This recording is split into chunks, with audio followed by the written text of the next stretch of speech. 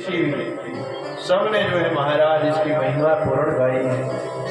व्यास जी महाराज ने कलयुगी जीवों के कल्याणार्थ जो है श्रीमद्भागवत महापुराण की कथा का निर्माण किया। कहते सदा सेव्या श्रीमद्भागवती कथा। कहते इसका सदा सेवन करते रहो महाराज, क्योंकि अगर दवाई टूट गई तो बीमारी बढ़ जाएगी। अगर बुखार है तो कहते हैं दवाई जो है डॉक्टर के अनुसार खाते रहो जब तक स्वस्थ नहीं होते। अगर 2 दिन इधर से खाई, 2 दिन उधर से खाई, 2 दिन परे के चले गए डॉक्टर के पास तो क्या होगा? कहते हैं बीमारी बढ़ जाएगी और जीवात्मा जो है उलझ जाएगी।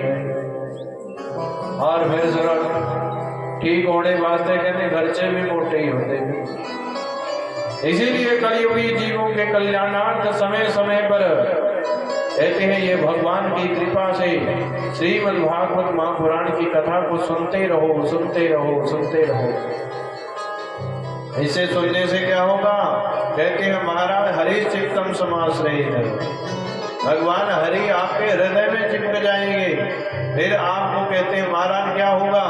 अगर समय से दवाई खा ली तो समय से जो इलाज भी हो जाएगा, थोड़े में सर जाएगा और सदगुरु की कृपा से भगवान भी हरि चित्त में बढ़ जाएगा।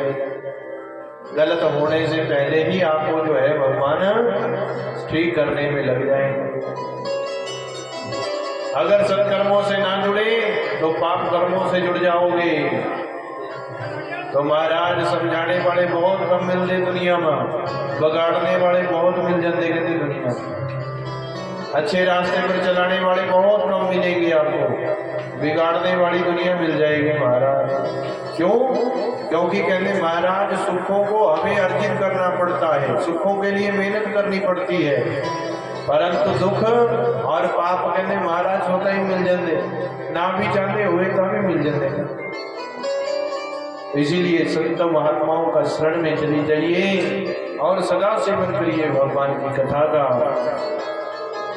निगम कल्पतरोर गलितम फलम, ये निगमों का, कल्पों का, वेदों का, उपनिषदों का गला हुआ फल है। कहते पका हुआ फल है, इसीलिए बिना विचार किए ही पी लो। कहते पी लो महाराज, फल तो खाया जाता है। कहते महाराज इसमें न गुठली है न छिलका है, बस कहते हैं महाराज मिक्सी में एक कीड़ा लगाकर फिर क्या हो जाएगा? जूस बन जाएगा। कहते इसको पिया जाता है, खाया नहीं जाता। इसीलिए महाराज इसका सदा सेवन करते रहो। पिबत भागवतम रसमालयम।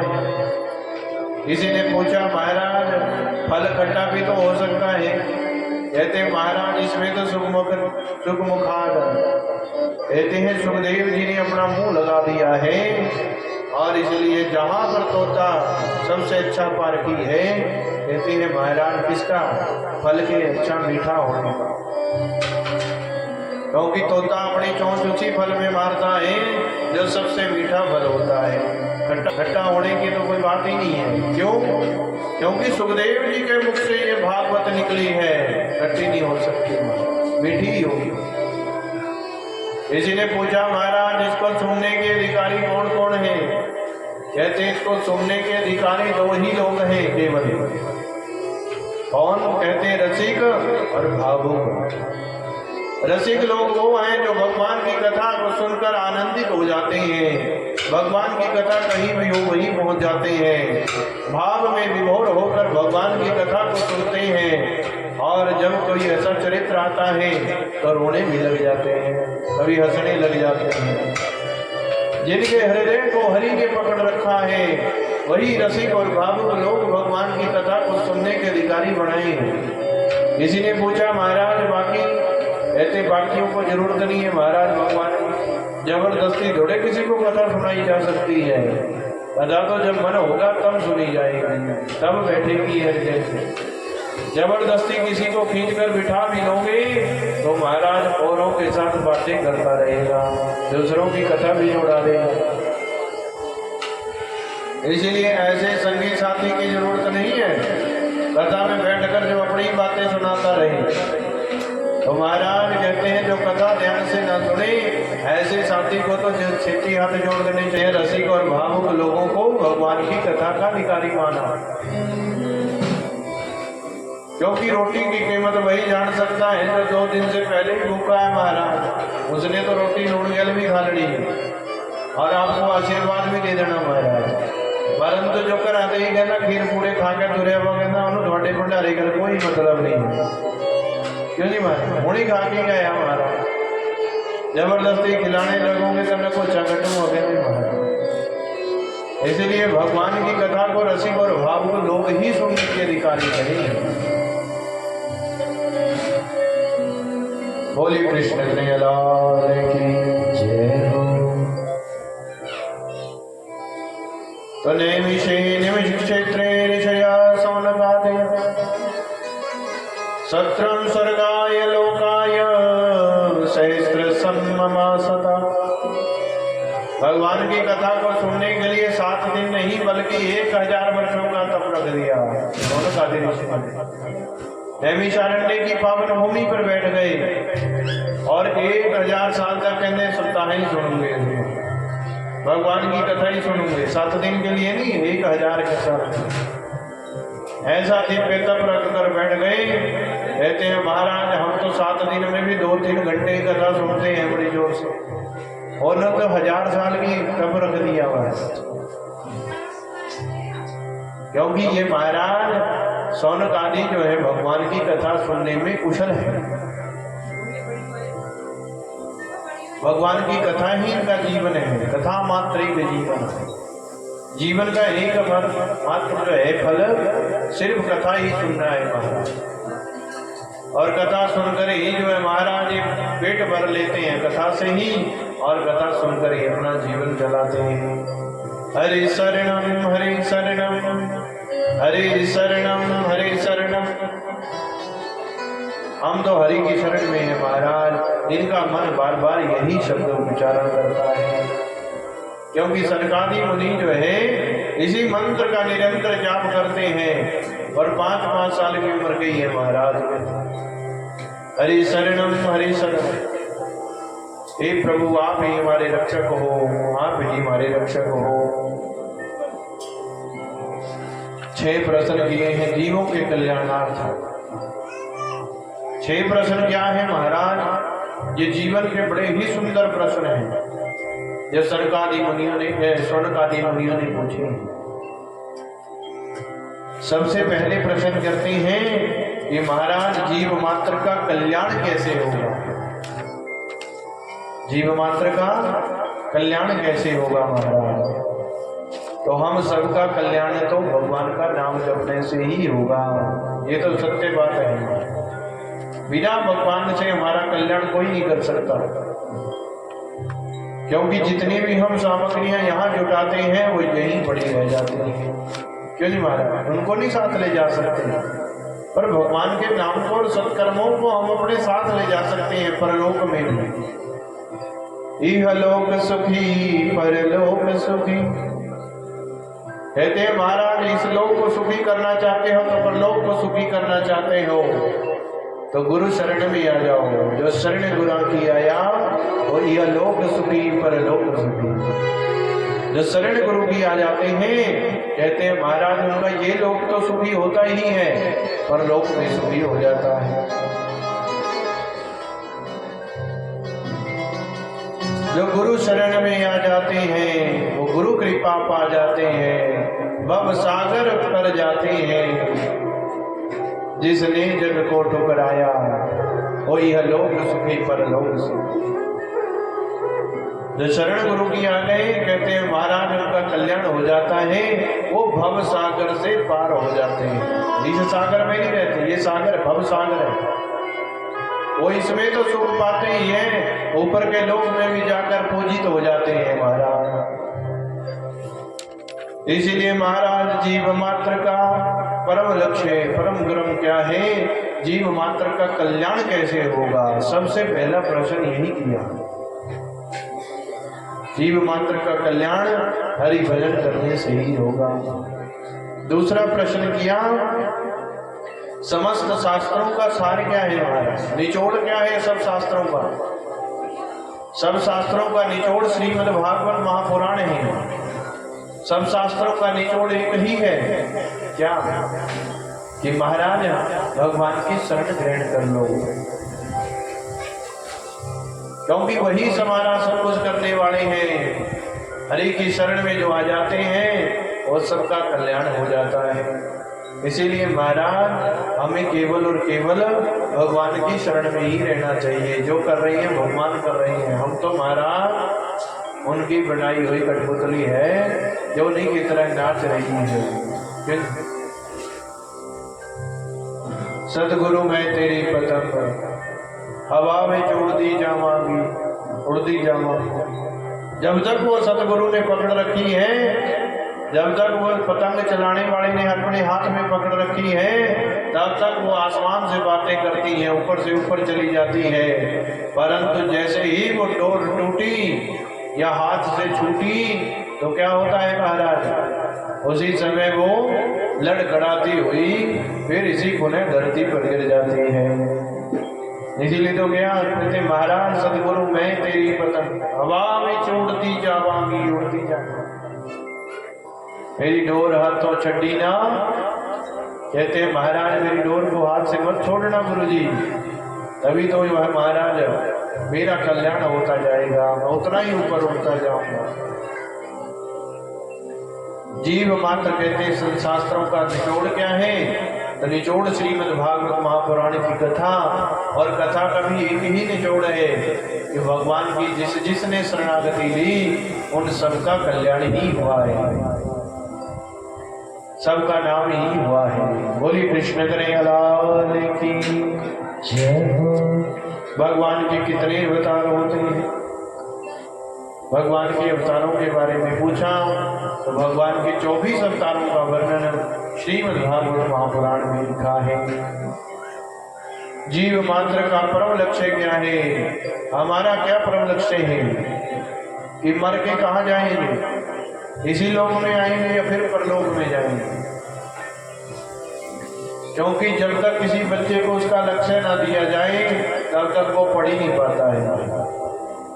अगर असी अपने बच्चे को कहोगे ना भी महाराज थानू डॉक्टर बनाना, तो उनकी सोच में असी डॉक्टर भर देना, कहते डॉक्टर भर देना, डॉक्टर बनाना, डॉक्टर बनाना, डॉक्टर बनाना। न्याणे उसी हिसाब से पढ़ना शुरू कर देते हैं, सानू तो डॉक्टर बनना। क्योंकि जन्म से ही जो है महाराज जो बीज हम डाल देंगे वो बच्चे जो है उसी लाइन में पढ़ते रहेंगे। जैसे किसी न्याणे को कहते भी +2 कर ले, जिस तरह मर्जी कर ले, तो खेतु से ना, फिर वो +2 के बाद नहीं जाता, क्या कहना मैनू 12वीं ही कहा था, तुम भी 12वीं कर ली, जितना मर्जी चाहे नकल मार के कर ली चाहे अकल से कर ली, क्यों जी वो 12वीं पर ही रुक जाते महाराज। तो फल स्वरूप कहते हैं जिस बच्चे को जैसा बनाना है उसको पहले ही सिखाना पड़ेगा कि तुझे ये बनाना है। उसी प्रकार से हमारा भी जीवन का एक लक्ष्य है कि हमने भगवान को पाना है, भगवान को पाना है। किस प्रकार से पाना है वो कहते हैं महाराज हम मास्टर भी वैसे ही तोड़ लेते हैं। कैसे पढ़ना है, किसके पास पढ़ना है, वो बच्चा खुद ही सोचता है कि ये मुझे अच्छा पढ़ाने वाला डॉक्टर है। अगर कहूँगे मैं महाराज पास ही होना, कहते तो सबसे पीछे बैठ जाना, गर्दन हेठा तार लेनी, जब कहते मास्टर ने स्कूल में पढ़ाना तो उसने ध्यान से थोड़े पढ़ना, कहते कोई गल नहीं पर्चियां पढ़ा लूंगे, कहते थोड़ी पर्चियां गल पास हो जाऊंगे, नकल मार के पास हो जाऊंगे, जरूरी पढ़ना ही है। तो कहते हैं महाराज जिसकी लगन लग गई वो परम लक्ष्य को प्राप्त करता है। तो फल स्वरूप जो है जीवन में एक लक्ष्य भी बनाना जरूरी है। तो कहते हैं महाराज उसी प्रकार इस शरीर का भी एक लक्ष्य है, जिसका कहते हैं महाराज घर मकान पैसे इकट्ठे करने नहीं है, भगवान ये जीवन का लक्ष्य है परमात्मा को कैसे पाना है, उसी के बारे में दिन रात सोचना, उसी के बारे में सोचना, उसी की कथाएं सुनना, उसी के भजन सुनना, उसी के बारे में रत रहना और काम करते चलो, नाम जपते चलो। याद आएगी उनको कभी ना कभी, भगवान दर्शन तो देंगे कभी ना कभी, क्यों जी महाराज? देखना इंद्रियों के ना घोड़े भगे, इन पर हरदम ये संयम के कोड़े पड़े। ये जो हम गलत रास्ते पर जाने ना, सानू 10 बंदे कहते भी हुण तुसीं गलत रास्ते पर चल पे भाई, ठीक करना अपना रास्ता, क्यों जी? शराब घट पिए कर भाई, अगर ज्यादा खाना पीना हो गया, रोटी घट खाएगा, देखता शरीर निकलना फैलता जा रहा है, ये बाद में दिक्कत करूंगा दिन। तो क्या होगा महाराज, ये बार बार जो टोकने वाले हैं ये महाराज रसियां हैं, ये पनेट है। कहते जब बल्द बाहर में गया खेत से जदी कहते पनेट बच, तो कहते हैं महाराज ये डंडा, ये ताड़न, ये सब जो है भगवान ने इसलिए बनाए कि हम गलत ना हो। देखना इंद्रियों के घोड़े ना बोले। 10 इंद्रियां साढ़े शरीर दी, 5 ज्ञान इंद्रियां, 5 कर्म इंद्रियां। जो ज्ञान देने वाली हैं, आंखें देखने का ज्ञान देती हैं, कान सुनने का ज्ञान देते हैं, नासिका गंध का ज्ञान देती है, जीवा बोलने का स्वाद का ज्ञान देती है। उसी प्रकार से जो है 5 ज्ञान इंद्रियां और 5 कर्म इंद्रियां जो काम करने वाली, पैर अपना काम कर दे चलने का, हाथ अपना काम कर दे, आंखें अपना काम करती हैं, मुख अपना काम करता है खाने का। तो महाराज कहते हैं कि इनको बचाने कर रखने के लिए सत्कर्म बताए हैं। इनको बचाना पैदा है। अखा से देख के चोरी भी करनी, ऐसी अखा से देख के माता ने नमस्कार भी करना, कानों से लोगों की चुगलियां भी सुन लेनी और उन्हीं कानों से भगवान की कथा भी सुन लेनी। इसी जीवा से लोगों को गालियां भी कर देनी है, इसी जीवा से राम राम भी जपना, क्यों नहीं महाराज? इसी जीवा से किसी को थप्पड़ भी मार देने, कहते इसी हाथों से जो है किसी को थप्पड़ भी मारने और इसी हाथों से भगवान की सेवा में भी लगा देना। इसी पैरों से चलकर कहते महाराज गलत रास्ते पर चल पड़ना और इन्हीं पैरों से भगवान के मंदिर में भी आ जाना।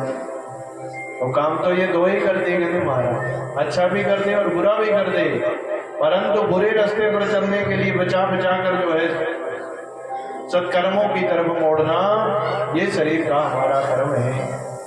नहीं तो घोड़े नड़जने कहते महाराज, अगर लगाम अपने हथा में ना हुई तब पता नहीं कितने से लेना पैना टोड़ दे, परंतु जब तक जो है लगाम अपने हथा में है तब तक कहते हैं जहां मुड़ोगे वहीं मुड़ जाओगे।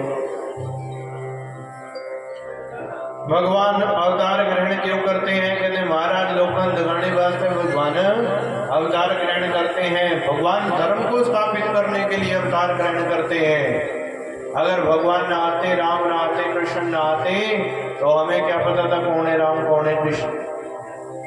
तो महाराज कहते हैं भगवान अपनी सत्ता को स्थापित करने के लिए, धर्म को स्थापित करने के लिए इस धराधाम पर आते हैं और कर्म करके चले जाते हैं। उन्हीं की कथाएं सुना सुनाकर जीवों का हम भी कल्याण करते हैं। जब भगवान चले जाते हैं तो ये धर्म किसकी शरण में जाता है? कम शरणम, धर्म कम शरणम। तो महाराज ये धर्म भागवत की शरण में चला जाता है, भगवान की शरण में रहता है। फिर वो भागवत को संत और ब्राह्मण देवता घर घर पहुंचाने की कृपा करते हैं, सत्कर्मों को घर घर में पहुंचाने की बात करते हैं। जैसे हम ये कथा सुना रहे हैं, भगवान से जोड़ने का काम, सत्कर्मों के करवाने का काम, ये संत और ब्राह्मणों के ऊपर ड्यूटी है महाराज। पंडित जी किसी को दान पुण्य दसूंगे तो ही जाऊंगा कोई करण, और महाराज संत महात्मा जहां बैठे थे वहीं भंडारे लगाने शुरू कर देंगे। संत ब्राह्मण का काम यही है कि दान करना, दान लेना और दान देना, कहते हैं ये धर्म है। सत्कर्मों में हर एक व्यक्ति को जोड़ना ये ब्राह्मणों और संतों का काम है। और जब ये भगवान चले जाते हैं तो कहते हैं भागवत की शरण में धर्म चला जाता है। 6 प्रश्न के जीव मात्र का कल्याण कैसे होगा, परम लक्ष्य क्या है, कितने अवतार भगवान के होते हैं और भगवान अवतार क्यों ग्रहण करते हैं, और जब भगवान चले जाते हैं तो ये धर्म किसकी शरण में जाता है।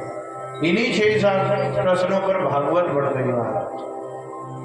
24 सालों का वर्णन किया और उसके उपरांत कहते हैं महाराज व्यास जी को असंतोष हो गया।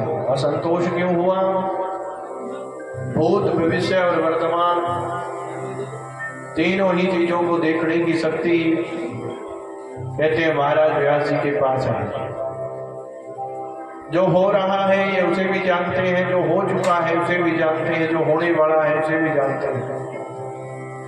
जैसे कलयुग ਨੂੰ देखते तो महाराज इनका विचार मन जो है दुखी हो जाता। क्यों कि जितने पुराण मैंने लिखे हैं इन्हें कोई सुनने वाला पढ़ने वाला नहीं होगा। जानेंगे तो तब जब कहते बुद्धि होगी, जानेंगे तो तब जब टाइम होगा, जानेंगे तो तब जब कहते हैं महाराज ज्ञान होगा, जानेंगे तो तब जब संस्कृत पढ़नी आएगी। कहते महाराज ना संस्कृत पढ़ने वाले होंगे और ना सुनाने वाले होंगे। सुनने वाले भी कहते महाराज सप्ताह की कथा बार बार सुननी पड़नी है। क्यों? सतयुग में तो गुरु जी ने एक बार पढ़ाया याद हो गया, कल युग में बार बार पढ़ाएंगे फिर भी याद नहीं होगा। तो फल स्वरूप जो है महाराज इसी पर विचार करके व्यास जी महाराज बड़े दुखी होते हैं कि महाराज मेरे पुराणों को कोई नहीं पढ़ेगा। दुखी मन लिए हुए बैठे हैं। उसी समय जो है नारद जी का आगमन हो जाता है और नारद जी आकर पूछते हैं कहो पराशर नंदन कैसे हो महाराज। व्यास जी ने जैसे ही कहते हैं महाराज नारद जी को आया देखा, चौकी पर बिठाकर प्रेम भाव से बिठाकर जो है महाराज उनकी वंदना करी, पूजन किया और पूजना करके जो है नारद जी से पूछते हैं हे नारद जी महाराज मैं तो कुशल हूँ और आप सुनाइए। नारद जी कहते हैं तो मुख क्यों मलिन है, क्यों घबराए हुए हो, मुख क्यों लटका हुआ है। कहते हैं महाराज मैं तो कलियुगी जीवों को देखकर बड़ा दुखी हो गया। हे नारद जी इसीलिए मैंने एक वेद के 4 हिस्से कर दिए, ऋग्वेद यजुर्वेद सामवेद अथर्ववेद 4 हिस्सों में बांट दिया महाराज। और फलस्वरूप अब कहते हैं महाभारत के भी 2 हिस्से कर दिए। बड़ा महाभारत था तो कहते हैं 1 हिस्सा कर 2 हिस्से कर दिए। फिर भी महाभारत को कोई नहीं रखना में चाहता, महाभारत को पढ़ना नहीं चाहेगा। और महाराज मैंने अनेकों पुराण लिख दिए। कहते हैं महाराज फिर भी मन को शांति नहीं है। नारद जी कहते हैं अभी तक आपने एक ऐसा कोई पुराण नहीं लिखा जिसमें मेरे प्यारे मोर की कथाएं हों, भगवान की कथाएं हों। ये तो आपने नियम ही नियम लिख दिए। फलाना पाप हो जाए तो प्रायश्चित के लिए ये व्रत करो, फलाना कर्म हो जाए तो ये व्रत रखो। आपने तो इतना बड़ा कर्म लिख दिया। कलयुगी लोकानंद कहते महाराज देख के डर देगा। दान करने से पहले ही जब जजमान में लिख देना भी सभा तोड़े थी सोने की मूर्ति आनी सप्ताह का कहते रास्ते में ही रहे। क्यों कहने लग लाख रुपए की तो पंडित जी ने मूर्ति लिखी थी, इन्ने मतलब सप्ताह ही हो जानी। तो कहते महाराज कहते भगवान के कर्म इतने बड़े बड़े लिख दिए कि महाराज कोई दान भी नहीं कर सकता। कहने कर तब जाकर जो है चतुश्लोकी भागवत कहते नारद जी ने बताई और अपने पूर्व चरित्र के बारे में भी कहा था कि मैं दासी का पुत्र था, संतों के द्वारा हरि नाम मिला तो महाराज उस नाम को इतना जप किया कि आज देखो मैं हरि नाम जपते हुए घूमता हूँ। नारायण नारायण नारायण नारायण हर क्षण नारायण। ये मेरे उसी जन्म का तब का फल है। संतों का संग मिला, संतों की कृपा मिली, हरि नाम का जो है महाराज मन में विचार आया तो कहते हैं फल पाकर जो है आज नारद जी बनकर घूम रहे हैं और हरि नाम की चर्चा करते घूम रहे हैं। सत्कर्मों के द्वारा ही हमें ये सब आगे मिला है। हमने भी कोई सत्कर्म किए होंगे इसलिए तो भगवान की कथाएं सुनाते हैं। और कहते हैं सुनने वाले भी जो है सत्कर्मी हैं जिन्होंने भगवान की कथा को सुना होगा। जिसने जितना फल पाया है, जितना मीठा पाया है उतना पा रहे हैं। किसी ने ज्यादा पा दिया तो सुनाने लगे, किसी के कम हुए तो महाराज सुनने लगे। परंतु फल तो कहते हैं भगवान कहते हैं बराबर ही मिलेगा। इस मनुष्य शरीर को पाकर सत्कर्म करते रहो। नारद जी ने कहा महाराज मेरा यही तो पूर्व चरित्र है। संतों के नाम जब से मैं आज नारद जी घूमते फिरा और महाराज जी महाराज बड़े प्रसन्न हुए। व्यास जी महाराज ने भी चतुश्लोकी भागवत को सुना और सुनकर भागीरथी में किया स्नान, और स्नान करके जो है कहते महाराज भगवान की कृपा से जो 4 श्लोक सुने थे नारद जी के मुख से, उसे 18,000 श्लोकों में बदल दिया। 18,000 श्लोक बना दिए उसके। श्रीमद् भागवत महापुराण की कथा का निर्माण हो गया। ये संहिता बनकर तैयार हो गई। अब किसको दी जाए तो सुखदेव जी की याद आती है, और ये कथा भागवत की सुखदेव जी महाराज को सुनाई जाती है। और सुखदेव जी महाराज जब इस कथा को भागवत को सुन लेते हैं तब कहते हैं ये भागवत हम लोगों को जीवों को प्राप्त होती है कब? कहते हैं जब परीक्षित को मरने का दुख हुआ तो ही ये सुखदेव जी महाराज ने कथा परीक्षित को सुनाई।